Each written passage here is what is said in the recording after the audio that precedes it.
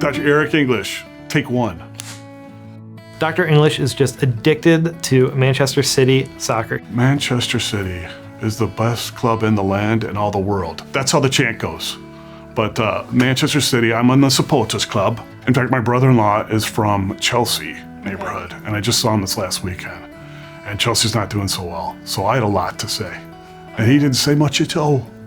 Cat got his tongue, you see. He goes everywhere wearing some type of paraphernalia. This is, I believe, a 2016-17 jacket, but I've got 12 or 14 of them. I usually get 1 or 2 a year. Patients give me jackets. Some patient gave me a jacket after I did a repeat C-section. Whether it's a funeral or a delivery or a wedding, you name it, he's always wearing it. One of my partners, their father passed away. They set up the funeral during clinic, and I was gonna leave clinic. I was supposed to bring a suit, I didn't. So I showed up in one of these get-ups. I stood in the back though, out of respect to the family, apologized to him profusely. He accepted the apology, and we're still partners to this day. Soccer tactics are similar to surgery in that a great deal of precision and control is required. You have to support or pull on these little different areas a little differently. It's like you're tuning a violin, not just doing cutting and sewing something. It's a little more complex than I think even OB-GYNs give it credit for, truthfully. I would describe Dr. English as very quirky. He's hilarious, but none of us really know how funny he is because we can't understand anything he says. I couldn't understand him because I needed like some type of decoder device. Yes, I do mumble. Especially behind a mask. So operating with him is super fun. When he's sitting at the robot, all you hear is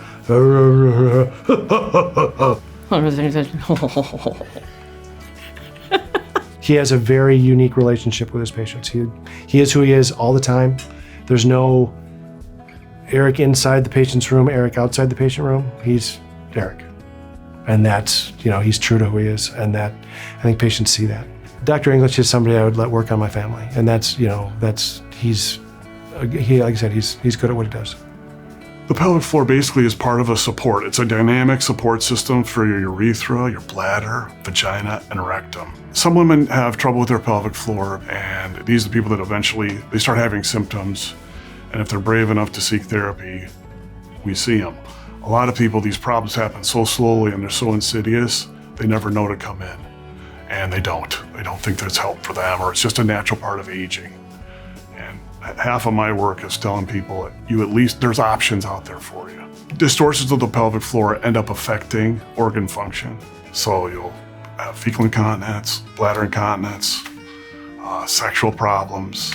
No one wants to talk about fecal incontinence. It's the hardest thing to draw out of people, truthfully. I have to ask them really pointedly, or they'll minimize the symptoms when they see me and then they can't be addressed. Whereas if they just tell me, we can address it. No, I wish people would be more open about that stuff. As embarrassing as it is, it's not uncommon and it's fixable.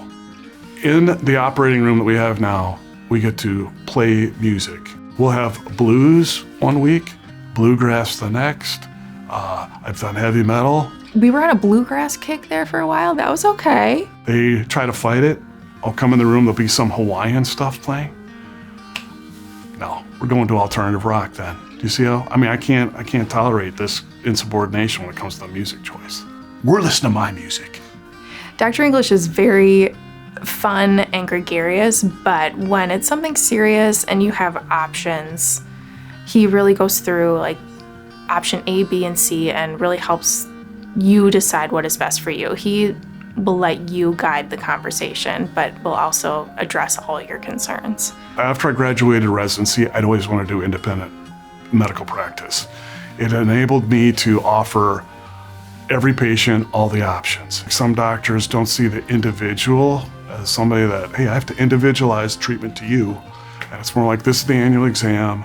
This is all the problems that we're going to address today. Anything that wanders off that, you're going to have to make another appointment, or I've heard all sorts of stuff. My duty is to you as the patient and really no one else. That's the only way medicine works.